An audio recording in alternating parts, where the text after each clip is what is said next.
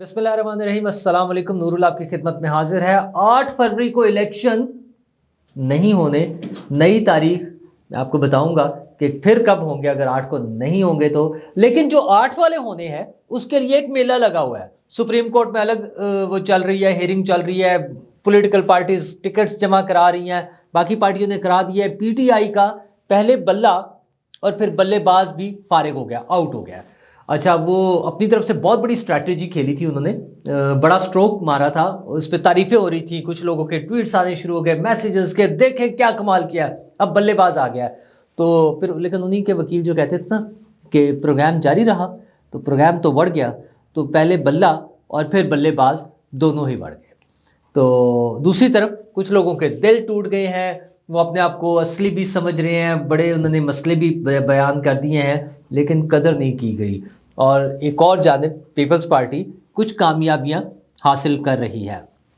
मैं आपसे बार बार जिक्र कर चुका हूं कि जनूबी पंजाब में खास तौर पर पीपल्स पार्टी को एडवांटेज मिलना है। वो क्या क्या चीजें हैं, वो तकरीबन शेप अप होती जा रही हैं चीजें, और वहां से काफी सारी जब उनके टिकट्स हैं उम्मीदवार आपको नजर आते हैं, तो उससे समझना चाहिए कि क्या सीन होगा। बहरहाल नून लीग की इलेक्शन कैंपेन तैयार है। एक दो दिन में बड़े बड़े लीडर्स यानी नवाज शरीफ साहब, मरियम नवाज साहिबा और सब लोग निकलेंगे, जलसे होंगे, रैलियां होंगी, ये सब कुछ होगा। लेकिन किस लिए? दो दो चीजें हैं ना, कि इलेक्शन होने हैं या नहीं होने। तो जो होने वाले हैं उस 8 फरवरी के इलेक्शन के लिए आज सारा दिन बड़ा गहमा गहमी रही, उसमें इलेक्शन कमीशन में भी और सुप्रीम कोर्ट में भी। असल मैच सुप्रीम कोर्ट में पड़ा हुआ है, बल्ले का इंतखाबी निशान, और जवाब कोई नहीं है पीटीआई के वकीलों के पास। सिर्फ फर्क यह है कि चूंकि लाइव आ रहा है तो पता चल रहा है। वो बातें जो पीटीआई के चाहने वाले शुरू से शोर मचा रहे थे कि हमारी टीम नालायक है, असल में दोनों चीजें हैं। एक टीम नालायक भी हो सकती है, लेकिन टीम जितनी मर्जी लायक हो, जब बेस नहीं है, जब केस कमजोर हो, तो वो टीम क्या करेगी बेचारी।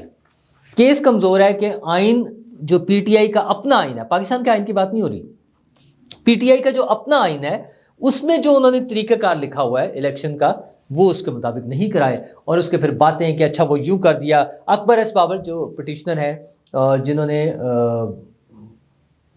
इलेक्शन लड़ना था, जिन्हें इलेक्शन नहीं लड़ने दिया गया, वो कहते हैं कि जी मैं तो अभी तो भी मेंबर हूं। वो फिर अच्छा उनके पुराने रऊफ हसन साहब ने एक ट्वीट कर दिया कि ये देखें जी हमने उन्हें फारिग कर दिया था 2011 में। वो ये भूल गए कि उसके बाद वो 2018 में कोर्ट के जरिए बहाल हो गए थे बतौर मेंबर। अच्छा, उसके बाद कब फारिग किया ये नहीं पता। वहां पर भी पहले बातें करते हैं, हाँ जी हमारे पास कागज हैं। जब जस्टिस साहब मांगते हैं, अदालत मांगती है कोई कागज, तो फिर उनके पास नहीं होते। वो कहते हैं अच्छा इसको छोड़ दे। तो चीफ जस्टिस ऐसे तो नहीं छोड़ते, वो कहते हैं नहीं नहीं बताए ना, छोड़ क्यों दे, कहाँ है, क्या है। तो ये सारी गेम चले जा रही है। अच्छा, वो अभी फैसला तो आ जाएगा अभी थोड़ी देर में, लेकिन मैं आपको बता दूं बल्ला कोई नहीं मिलना। मैं मुसलसल पहले दिन से आपसे बात कर रहा हूं कि अगर मेरिट पे डिसीजन हुआ तो बल्ला नहीं मिलेगा। हाँ, फेवर करना चाहे कोई तो फिर तो वैसे ही उन्हें वापस निकाल के पुराने बहाल कर दें, बस ठीक है, कुछ भी हो सकता है, लेकिन बल्ला नहीं मिला। लेकिन आज एक उन्होंने एक और मूव चली, वो थी बल्लेबाज वाली। तो और वो जनाब वही तौसीफ के डोंगरे बरसाने वाला ना, कि क्या कमाल, क्या शॉट मारा है इमरान खान ने, देखें जी क्या कर दिया। उन्होंने बल्ले की बजाय बल्लेबाज के निशान पे अपने लोगों को भेज दिया कि वो उस पर कागजात जमा करा देंगे। बड़ी तारीफें हो गई, थोड़ी देर बाद पता चल गया इलेक्शन कमीशन की तरफ से क्लियर कट ऑर्डर है कि एक सियासी जमात का मेंबर दूसरी सियासी जमात की तरफ से कागज जमा नहीं करा सकता, उसके इंतखाबी निशान के लिए नहीं आ सकता। अच्छा, पीपल्स पार्टी और पीपल्स पार्टी पार्लियामेंटेरियंस का एक ऐसा केस है जिन्होंने अपने इत्तेहाद का डिक्लेरेशन पहले से सबमिट कराया होगा कि हम दोनों पार्टियां मुत्तहिद, आपस में हमारा इत्तेहाद है। असल में तो एक ही पार्टी थी ना, आपको पता ही है कि किस तरह से बनाई गई थी, तो वो उन्होंने कर दिया हुआ है। तो यहां पर जो पाकिस्तान तहरीक इंसाफ नजरियाती है, जिसके चेयरमैन हैं अख्तर इकबाल साहब, एक तो उनकी तरफ से आनी शुरू हो गया खबरें कि वो इसको ऑन नहीं करेंगे। पहली बात, इलेक्शन कमीशन ने मना कर दिया। दूसरी बात, डाउटफुल है कि अख्तर इकबाल साहब उसको ऑन करेंगे या नहीं करेंगे।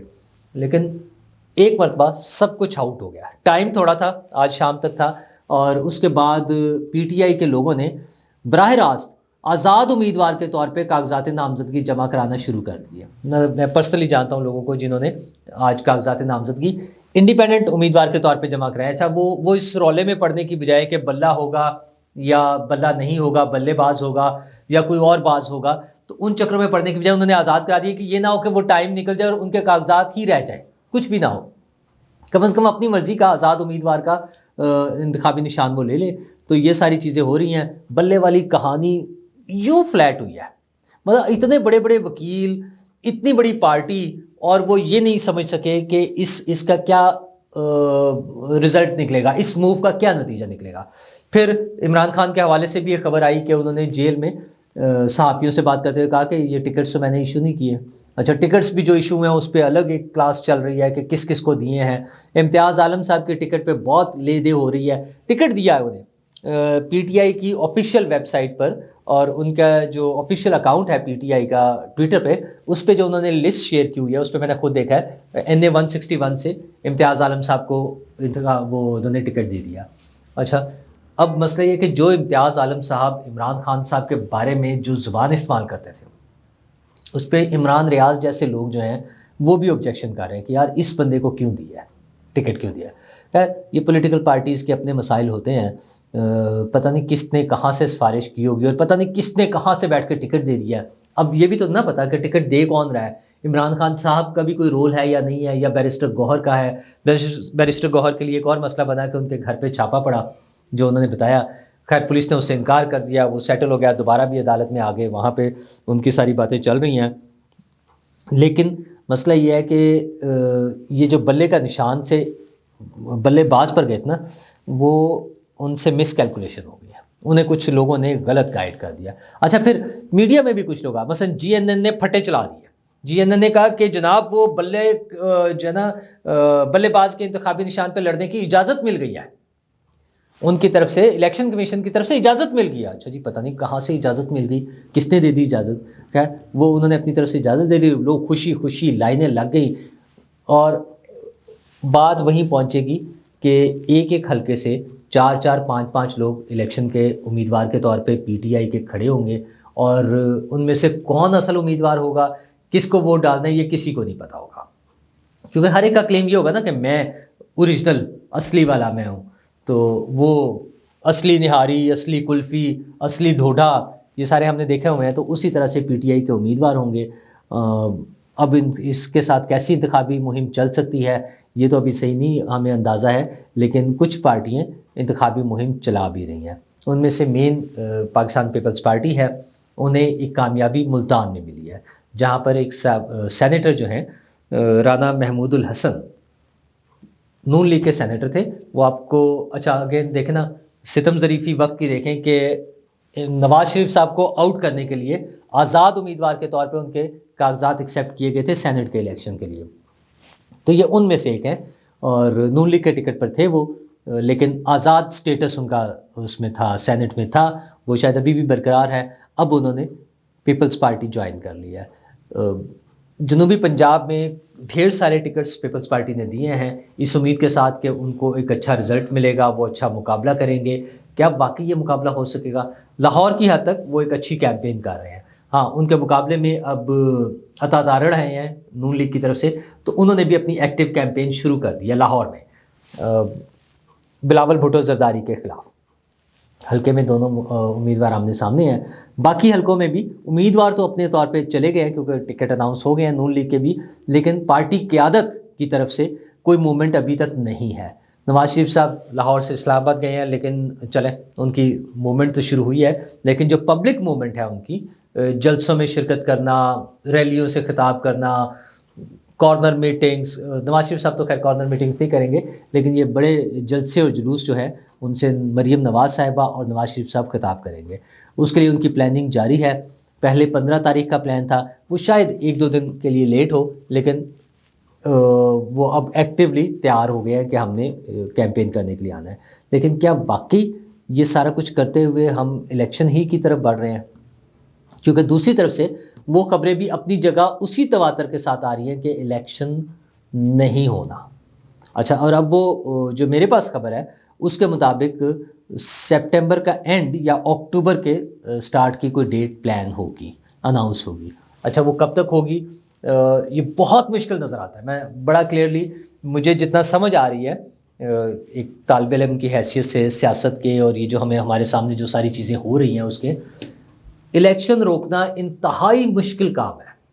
जिस स्टेज पर हम चले गए हैं, जिन मराहिल से हम गुजर चुके हैं और गुजर रहे हैं, और सियासी जमातें जिस मोमेंटम जिस तरह से पकड़ चुकी हैं, इसमें बहुत मुश्किल हो गया है कि इलेक्शन को रोका जाए। लेकिन कमाल है उनका, उनके हौसले जो ये कहते हैं कि नहीं जी हम अभी भी हम मुतमईन है कि रुक जाएंगे, और उसके लिए वो सितंबर अक्टूबर की डेट है।